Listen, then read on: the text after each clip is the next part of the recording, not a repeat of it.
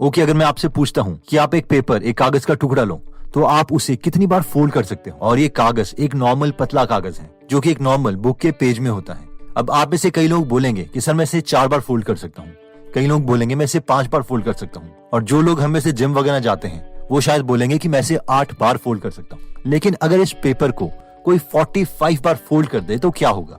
आप में से कई लोग हंसेंगे और बोलेंगे कि कोई भी एक पेपर को 45 टाइम्स फोल्ड नहीं कर सकता। 4 या 5 फोल्ड्स के बाद ये बहुत डिफिकल्ट हो जाता है। लेकिन सवाल ये नहीं है। आप मान लीजिए कि एक पेपर बड़ा है न्यूज़पेपर जितना, या उससे भी बड़ा पेपर है, तो जब हम इस पेपर को फोल्ड करेंगे तो ये पेपर कितना थिक हो जाएगा?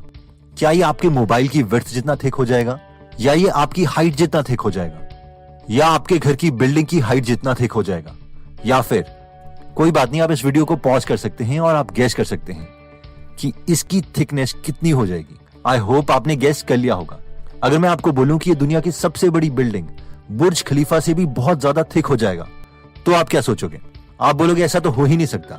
लेकिन अगर रियलिटी बताऊं तो अगर आप एक पेपर को 45 टाइम्स फोल्ड कर देते हो तो आप अर्थ से लेके मून तक के डिस्टेंस को कवर कर लोगे, यानी ये पेपर इतना ज्यादा थिक हो जाएगा।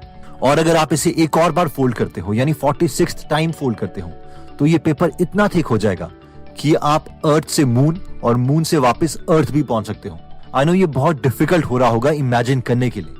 और इससे पहले कि मैं कंपाउंडिंग के कॉन्सेप्ट को और डिटेल में एक्सप्लेन करूं, इस एग्जाम्पल को हम थोड़ी सी सिंपल भाषा में कैलकुलेशंस करके देखते हैं कि जो मैंने बोला है वो ठीक भी है या नहीं।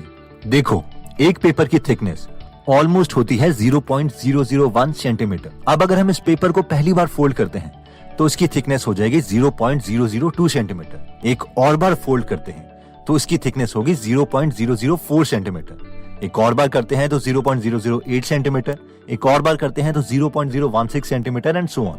लेकिन अगर इसे हम 10th टाइम फोल्ड करते हैं तो इसकी थिकनेस हो जाएगी 1.024 सेंटीमीटर।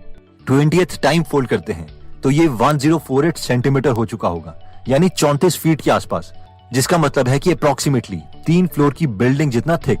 45th टाइम अगर इसे हम फोल्ड करते हैं तो ये 3.5 लाख किलोमीटर थिक हो गया होगा, यानी जितना डिस्टेंस अर्थ से लेकर मून तक का है। और अगर आप बस इसे एक और बार फोल्ड कर दूं तो ये 7 लाख किलोमीटर के आसपास हो जाएगा, यानी हम अर्थ से मून और वापस मून से अर्थ भी आ सकते हैं। कंपाउंडिंग के इफेक्ट को एक और इंटरेस्टिंग एग्जांपल से समझा जा सकता है। मान लीजिए आप सुबह 8 बजे एक एम्प्टी टेस्ट ट्यूब लेते हैं और उसमें 5-6 पेनिसिलिन के बैक्टीरिया डाल देते हैं, और मान लीजिए कि हर एक बैक्टीरिया खुद को हर एक सेकंड में डबल कर सकता है।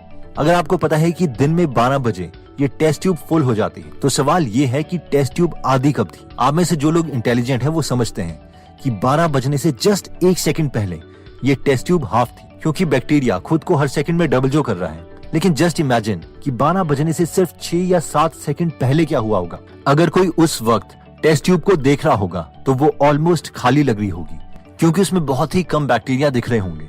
और हम सोचेंगे कि हाँ यार सब ठीक है, अभी तो पता नहीं कितना टाइम लगेगा इस पूरी टेस्ट ट्यूब को भरने में, क्योंकि पिछले 3 या 4 घंटे में ये सिर्फ टेस्ट ट्यूब इतनी सी ही भरी है। लेकिन सिर्फ 5 या सेकंड्स के बाद क्या होगा? जस्ट लाइक मैजिक ये टेस्ट ट्यूब पूरी भर गई होगी। और ये पार है एक्सपोनेंशियल ग्रोथ की, कंपाउंडिंग की। नेक्स्ट हम बात करते हैं मैक्सिमम लोगों का most interesting topic, compounding of money. मान लीजिए एक साल में 2 बच्चे पैदा हुए। एक थे आप और एक आपका बेस्ट फ्रेंड। आपके फ्रेंड के और आपके पेरेंट्स दोनों लॉन्ग विजन रखते हैं और पैसे की इंपॉर्टेंस को समझते हैं। इसलिए आपके पैदा होने पर आपके रिश्तेदारों ने जितने भी आपके लिए गिफ्ट दिए थे या पैसे दिए थे, उन सब पैसों को इकट्ठा करके आपके पेरेंट्स ने उन्हें बेचकर आपके लिए 1 लाख रुपए जमा कर दिए थे एफडी में, 15% सिंपल इंटरेस्ट रेट पे। वहां पर आपके फ्रेंड के पेरेंट्स ने भी अपने बच्चे के पैदा होते ही 1 लाख रुपए निफ्टी इंडेक्स फंड्स में डाल दिए, जहां पर उन्हें भी ऑन एन एवरेज 15% का रेट ऑफ रिटर्न ही मिल रहा था। लेकिन ये कंपाउंडेड होना था। दोनों पेरेंट्स का गोल ये था कि बच्चों को तो पेंशन नहीं मिलेगी, क्योंकि गवर्नमेंट स्कीम्स ही ऐसी ला रही है, इसीलिए ये पैसे आप लोगों के रिटायरमेंट में काम आएंगे। यस, वो इतने लॉन्ग विजनर्स थे कि उन्होंने अपनी रिटायरमेंट नहीं बल्कि आपकी रिटायरमेंट का भी सोच लिया जब आप पैदा हुए थे। अब आप और आपका फ्रेंड बड़े होते हैं, अच्छी एजुकेशन लेते हैं, जॉब लेते हैं, और वो दिन आ जाता है जब आपकी रिटायरमेंट होती है। आप दोनों अब 58 ईयर्स के हो चुके हो। आप दोनों के पेरेंट्स भी आपके साथ हैं, थोड़े बुजुर्ग हो गए हैं, लेकिन अभी भी आपको वो उतना ही प्यार करते हैं जितना कि बचपन में करते थे। वो आप दोनों को बताते हैं कि आप लोगों के लिए उन्होंने बचपन से ही पैसे जोड़े थे जो आप आज विड्रॉ कर सकते हैं। आप बैंक में देखते हैं और आपको पता चलता है कि 15% सिंपल इंटरेस्ट के हिसाब से वो पैसे 9.7 टाइम्स हो गए हैं, यानी 9,70,000 रुपए। ऑब्वियसली आप खुश होते हैं कि पैदा होते ही बचपन में जो आपको गिफ्ट मिले थे उनसे तो आपने वैसे ही नहीं खेल पाना था। इससे बेटर तो यह है कि ये 10 लाख रुपए आपके काम तो आएंगे। इसके बाद आपका फ्रेंड अपना अमाउंट देखता है जो कि 15% से हर साल कंपाउंड हो रहा था और उसके 1 लाख रुपए 33 करोड़ 14,93,088 रुपीज हो चुके हैं। अब ज्यादा इमोशनल होने की जरूरत नहीं है क्योंकि ये एग्जाम्पल मैंने इसलिए लिया था ताकि टाइमलाइन ज्यादा करके कंपाउंडिंग की पार को दिखाया जा सके। कहां 10 लाख और कहां 33 करोड़ रुपीज। इन्वेस्टमेंट अमाउंट भी सेम, इन्वेस्टमेंट टाइम भी सेम, इवन की इन्वेस्टमेंट परसेंटेज भी सेम। दोस्तों, अगर आप लॉन्ग विजन रखते हैं और इन्वेस्टमेंट में इंटरेस्टेड हैं तो आप डिस्क्रिप्शन पे दिए लिंक से या फर्स्ट कमेंट के लिंक से अपस्टॉक की ऐप डाउनलोड कर सकते हैं। उस लिंक से आप अपना फ्री डीमैट अकाउंट बना सकते हैं और शुरू में बहुत ही कम पैसे इन्वेस्ट करके इन्वेस्टमेंट स्ट्रैटेजीज ट्राई कर सकते हैं। मेरी रेकमेंडेशन ये रहेगी कि शुरू में हम सिर्फ निफ्टी 50 से ही ट्राई करें। नेक्स्ट पॉइंट कहता है compounding in health. Just imagine 3 दोस्त हैं, राम, श्याम और राहुल। तीनों आइडेंटिकल, वेट भी आइडेंटिकल, ईटिंग हैबिट्स भी आइडेंटिकल, इवन एक्सरसाइज हैबिट्स भी आइडेंटिकल। इन तीनों का वेट्स भी एग्जैक्टली सेम है, 75 kg। इन तीनों को हर शाम खाना खाने के बाद एक आदत है, ये सब एक चॉकलेट जरूर खाते हैं। अब इनकी ईटिंग हैबिट्स में सिर्फ एक चेंज आता है। राहुल शाम को एक्स्ट्रा चॉकलेट खाना शुरू कर देता है, राम रात को चॉकलेट खाना बंद कर देता है और शाम अपने में कोई चेंज नहीं लाता।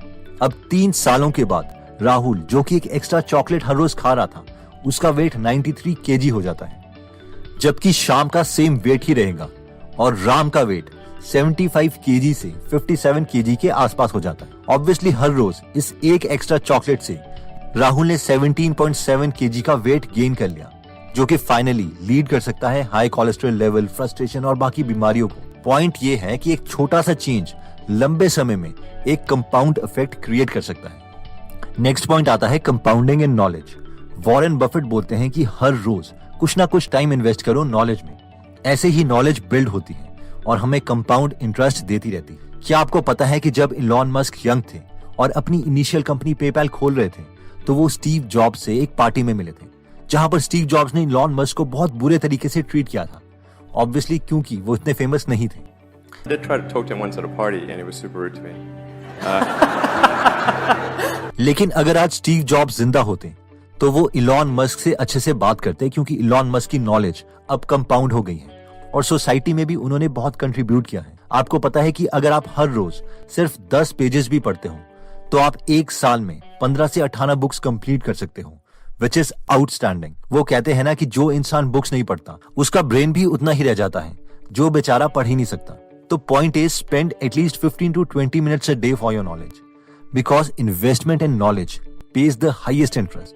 तो एक बार अगर हम सारे पॉइंट्स को एक साथ देखें तो शुरू में हमने सबसे पहले देखा था कि एक पेपर को अगर हम 45 टाइम्स फोल्ड कर देते हैं तो उसकी थिकनेस इतनी हो जाएगी कि वो अर्थ से मून तक का डिस्टेंस कवर कर सकती है। एक और बार यानी 46 टाइम अगर हम इसी पेपर को फोल्ड करते हैं तो ये मून से वापस हमें अर्थ तक भी पहुंचा देगी। फिर हमने पेनिसिलिन बैक्टीरिया की बात की थी।